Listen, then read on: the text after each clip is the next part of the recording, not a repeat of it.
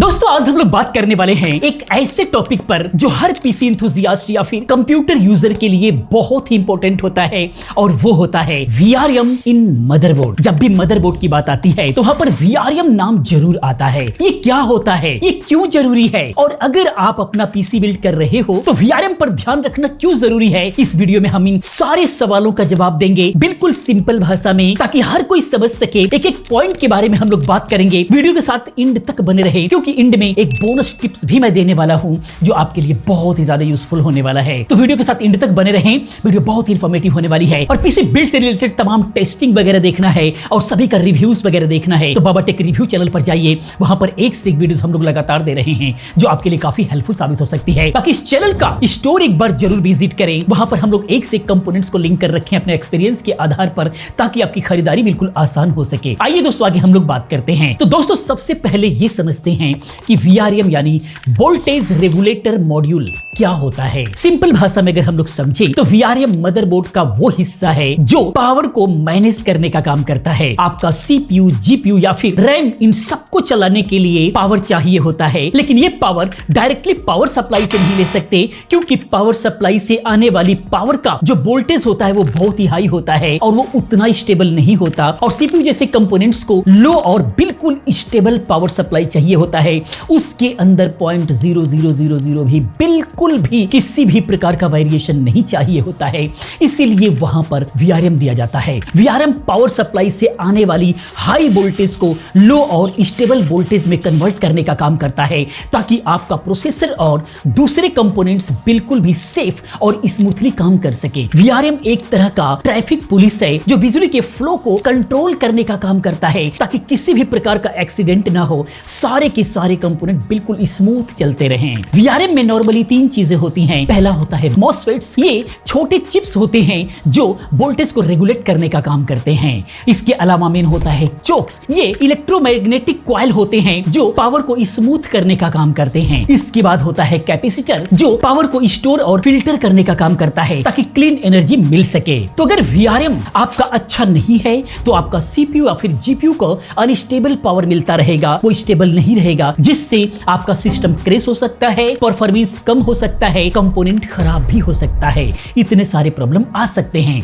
अब सवाल ये है कि VRM इतना इंपॉर्टेंट क्यों है। तो दोस्तों VRM का काम सिर्फ पावर देना ही नहीं होता, बल्कि स्टेबल और क्लीन पावर देना होता है। आपके पीसी में CPU एक तरह का दिल होता है, VRM उसका ब्लड सप्लाई सिस्टम होता है, इसलिए ब्लड का सप्लाई जैसे सही रहना जरूरी है, उसी प्रकार से VRM से पावर सप्लाई का सही होना भी बहुत ज्यादा जरूरी है। ये कुछ रीजन है जिनके वजह से VRM बहुत ही ज्यादा जरूरी होता है, जिसके अंदर सबसे पहला है स्टेबिलिटी। अगर आप गेमिंग कर रहे हो या फिर वीडियो एडिटिंग कर रहे हो या हैवी सॉफ्टवेयर चला रहे हो तो CPU को एकदम स्टेबल पावर चाहिए होता है। तो VRM इसी की गारंटी देता है। अगर VRM वीक है तो सिस्टम हैंग हो सकता है और ब्लू स्क्रीन एरर वगैरह आ सकता है। इसके अलावा ओवरक्लॉकिंग के अंदर अगर आप CPU या फिर GPU को ओवरक्लॉकिंग करते हो, मतलब उनकी स्पीड बढ़ाने का काम कर रहे हो, तो उन्हें ज्यादा पावर की जरूरत होती है। एक अच्छा VRM ही इतना लोड हैंडल कर सकता है, इसीलिए VRM का मजबूत होना, बेहतर होना ज्यादा जरूरी है। वीक VRM ओवरलोड हो सकता है और आपका जो सिस्टम है उसको फेल कर सकता है। इसके बाद है लॉन्जिटिविटी।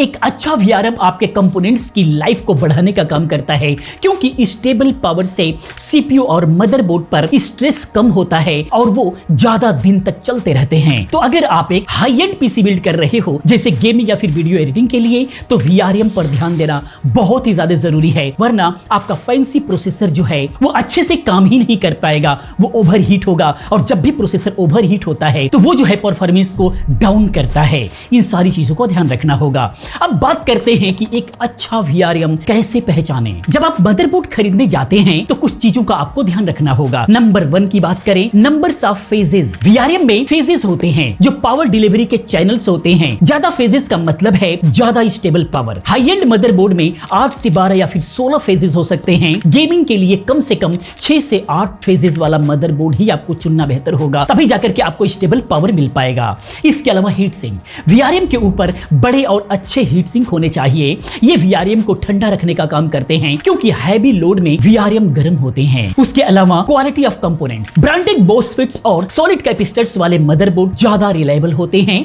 ब्रांड्स जैसे ASUS, MSI, गीगाबाइट या फिर हाई एंड मॉडल्स के अंदर जो है अच्छे VRMs होते हैं। इसके अलावा चेक रिव्यूज, मदरबोर्ड खरीदने से पहले YouTube या फिर टेक वेबसाइट पर आप रिव्यूज जरूर देखो। वहां पर VRM के क्वालिटी के बारे में डिटेल्ड इंफॉर्मेशन आपको मिल जाती है। आपको समझ में आ जाता है कि ये मदरबोर्ड कैसा रहने वाला है। एक प्रो टिप्स की बात करें तो अगर आप बजट मदरबोर्ड ले रहे हो तो भी VRM की क्वालिटी चेक करना बेहद जरूरी है। सस्ता मदरबोर्ड लेने का मतलब ये नहीं है अपने पीसी की स्टेबिलिटी से कंप्रोमाइज करो, नहीं तो बहुत सारी प्रॉब्लम्स पीसी के अंदर आती रहती हैं और आप हमेशा परेशान रहते हो। तो चलो अब कुछ कॉमन गलतियों के बारे में बात करते हैं जो VRM के साथ में अक्सर लोग करते रहते हैं। पहला, इग्नोरिंग VRM फॉर लुक्स। बहुत लोग RGB लाइटिंग या फिर फैंसी डिजाइन के चक्कर में जो है VRM की क्वालिटी को भूल जाया करते हैं।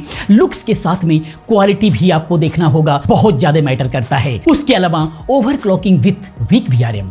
अगर आप ओवरक्लॉकिंग करना चाहते हो तो लो एंड मदरबोर्ड मत लो। वीक VRM ओवरक्लॉकिंग हैंडल नहीं कर पाएगा। उस कंडीशन में आपका मदरबोर्ड खराब हो सकता है या फिर आपका परफॉर्मेंस जो है डाउन होकर के मिलेगा। लोग जो है कंपेबिलिटी चेक नहीं करते हैं। हर प्रोसेसर का पावर रिक्वायरमेंट अलग अलग होता है।